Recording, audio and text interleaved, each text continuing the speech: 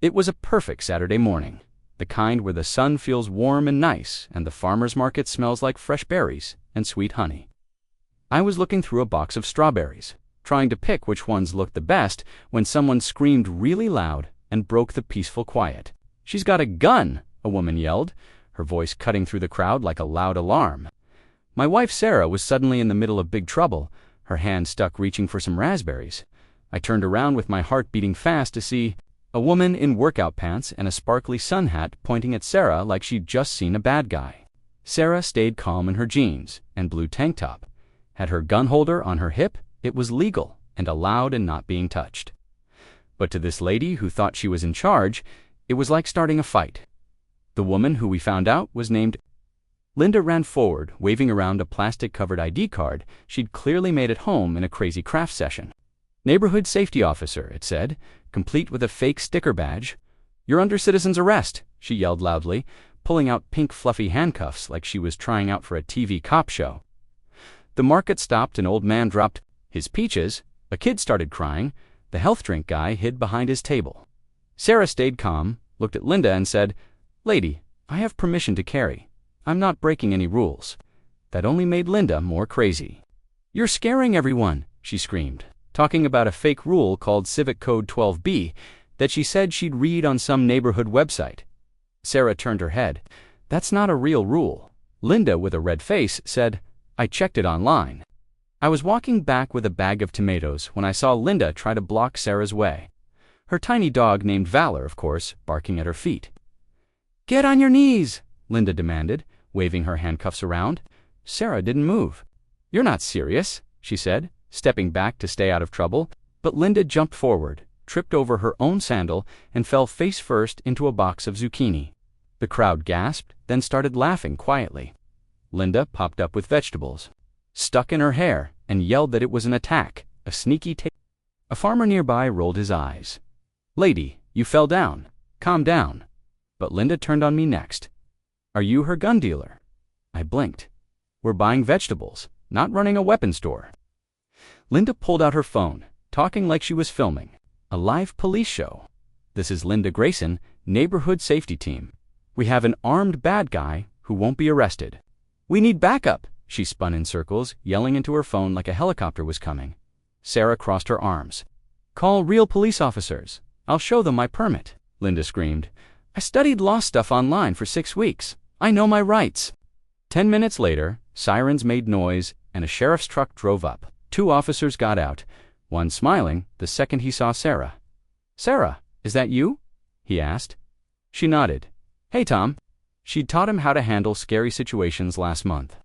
Linda ran to the officers, still filming. "Arrest her." "She tried to kill me with a fighting move." Tom put up his hand. "Lady, breathe, let's talk." Linda waved her fake badge. "I'm using my public power. She's dangerous." Sarah handed over her ID and permit without saying anything. The other officer looked at Linda's badge and frowned. "Where did you get this?" Linda smiled big. "I made it for the neighborhood safety team," the officer whispered to Tom, who laughed. "Lady, pretending to be police is against the law. Stop it." Linda got mad. "You're protecting her because she's one of you. She knows how to use grenades." Sarah said in a flat voice, "My grenades are locked up 2 counties away, so you're safe." Linda gasped.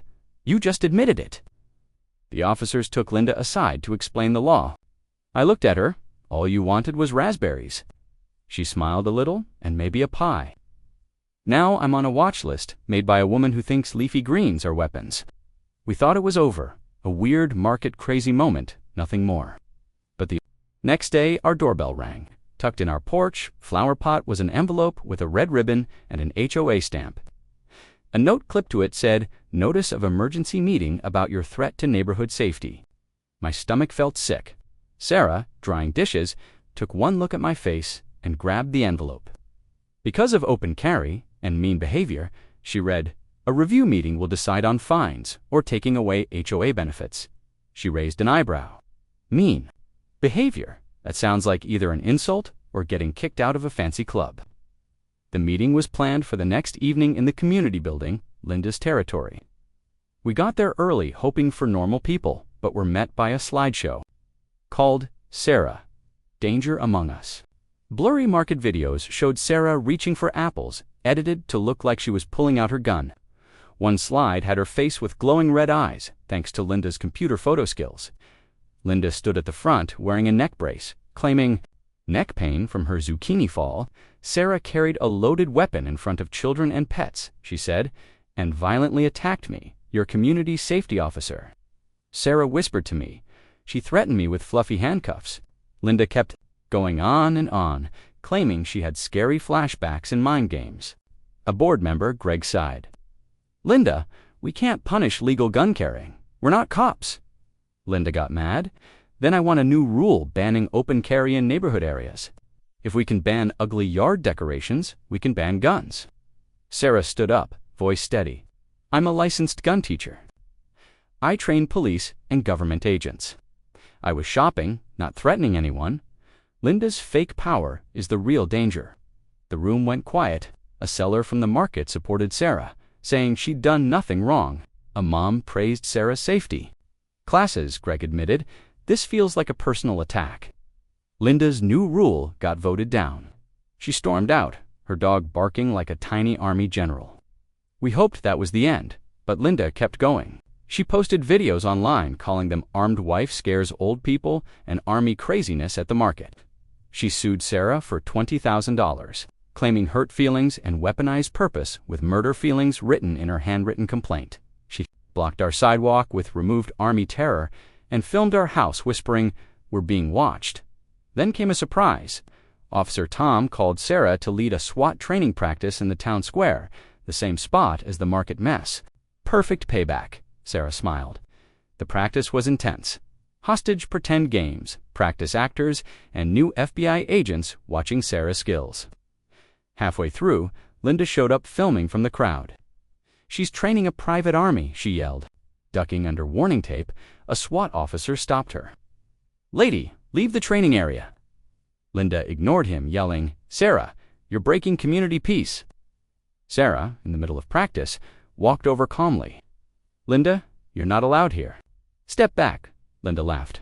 You've turned strawberries into army stuff and brainwashed the police. She stepped back, tripped over a training fake person, and landed in a pile of foam blocks, her dog jumping after her. The crowd laughed really loud. Linda, covered in dust, screamed, I'll file a government complaint. The trainee mumbled, that office doesn't exist. Linda's next video neighborhood war mixed Sarah's practice with fake explosions and dramatic music. It became famous online not for her claims, but because it was so silly. At the next HOA meeting, Linda wanted to ban Sarah from public events, claiming she turned public spaces into weapons. The room groaned. Greg stopped her. Sarah teaches us safety. You're the one causing trouble. Neighbors praised Sarah's classes from stopping bullies to helping old people feel stronger. Linda's idea was put away forever. She knocked over a coffee cup and ran away. Sarah didn't stop. She filed a harassment lawsuit backed by videos, flyers, and people who saw everything. In court, Linda showed a podcast transcript and a kid's drawing of Sarah with devil horns. The judge, not impressed, ruled for Sarah, making a restraining order. Linda said, I reject your power, and stormed out. Neighbors clapped for Sarah outside. Weeks later, Linda came back as neighborhood safety helper, breaking the court order with HOA rule checks. Sarah started Army communication workshops, teaching how to calm things down and spot fake authority. They sold out, while Linda's garage command basics failed. At the final HOA meeting, Linda's safety helper job was ended. She ranted about drone footage, actually a kids' party, and demanded attitude checks. The board voted 8-0 against her. She spilled a water cooler and left, beaten. Sarah, now a community hero, was asked to host a big area seminar. On our porch that night, she sipped tea. Linda will try again, she said. I nodded. But you've got the law and the town. She smiled and thank you notes. Linda tried to arrest me for raspberries. Now I teach the people who arrest for real. Somewhere, Linda was probably rewriting the Constitution on a napkin.